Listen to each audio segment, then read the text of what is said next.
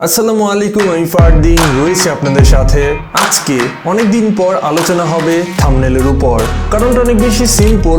আজকাল যে ভিডিওগুলো আমি আপলোড করছি সেটার থাম্বনেল কিছুটা নতুন ছোঁয়া বা নতুন একটা ধাঁচ আমি এনেছি, যার ফলে অনেক কম সময়ে অনেক সুন্দর একটা থাম্বনেল বানানো সম্ভব হয়েছে। আজকে যে এডিটিং সফটওয়্যারটা আমি ব্যবহার করব এটার নাম অ্যাডোবি ফটোশপ। তবে আপনারা চাইলে সেম কাজটা মোবাইলে যে কোনো এডিটিং অ্যাপে করতে পারেন। So let's go.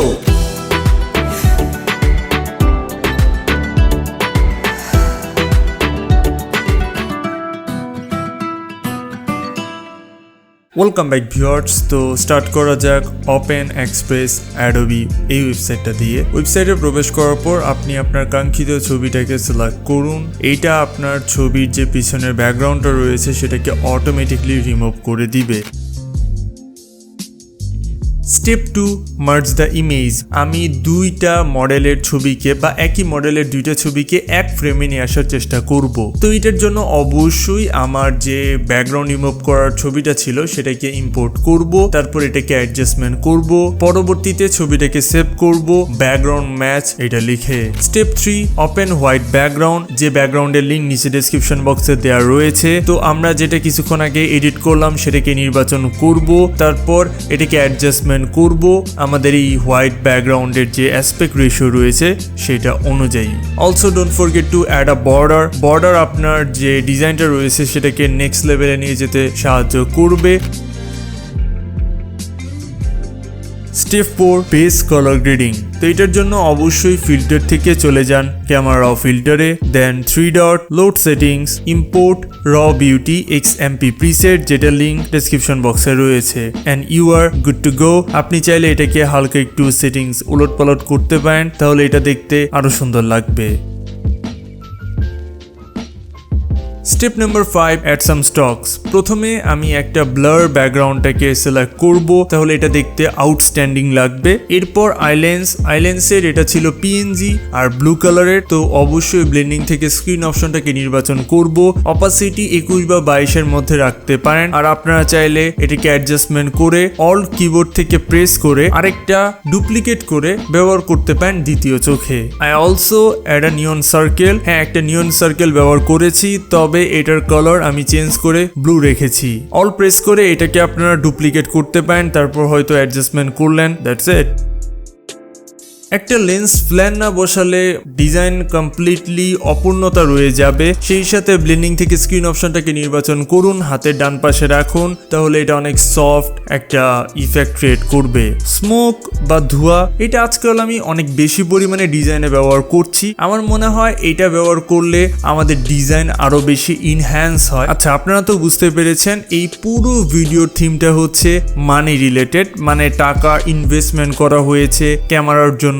তো এটা হচ্ছে থিম। সো এই থিমে কিন্তু টাকার কনসেপ্টটা অনেক বেশি পরিমাণে যায়। সো অবশ্যই কিছু বার্ন মানে ইফেক্ট আমি এখানে ব্যবহার করব।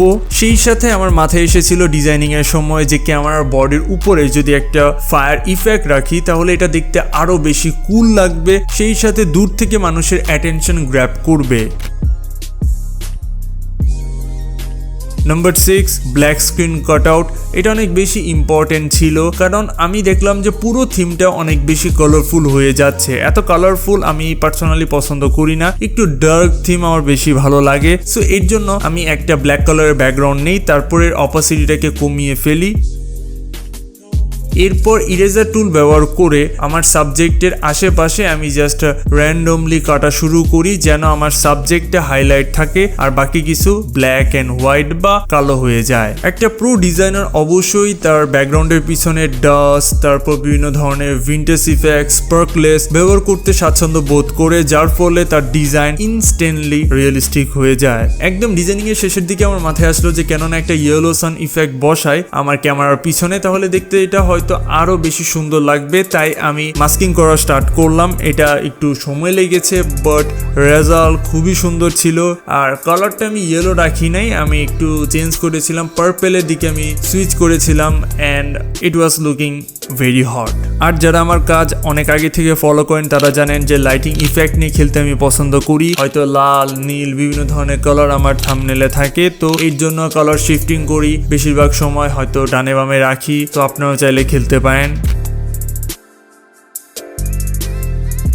Step number 7 finishing touches. And finishing টাচের জন্য আমি আমার একটা টাকার যে নোটটা রয়েছে সেটা আমি আমার সাবজেক্টের উপরে রাখি, সাথে মোশন ব্লারও অ্যাড করি যার ফলে অত একটা ডিস্ট্র্যাক্ট করে না। তার পাশাপাশি সিলেক্টিভ কালার্স ব্যবহার করে আমি একটা বেসিক কালার গ্রেডিং করি, আর নিউট্রাল আর হোয়াইটসটাকে ব্যবহার করে সব থেকে সেরা লেভেলের কালার গ্রেডিং করে ফেলি পুরো থিমে।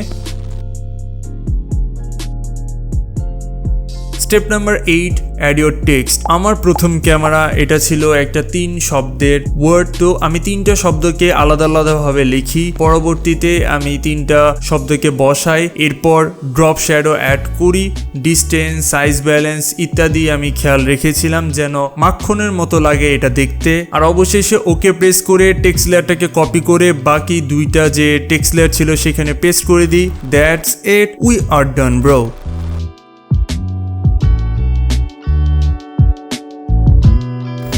অসংখ্য ধন্যবাদ আজকের এই ভিডিওটি শেষ অবধি দেখার জন্য। জাস্ট আপনাদের কাছে একটা প্রশ্ন থাকবে, স্ক্রিনে দেওয়া 2টা থাম্বনেলের ভিতরে আপনি কোন থাম্বনেলটা বেশি প্রিফার করেন, A or B? Let me know in the comment section below. আর যারা চ্যানেলে নতুন তারা সাবস্ক্রাইব করে পাশে আসে বেল আইকনটা অন করুন। দেখা হচ্ছে খুব শীঘ্রই নতুন কিছু নিয়ে। Level up.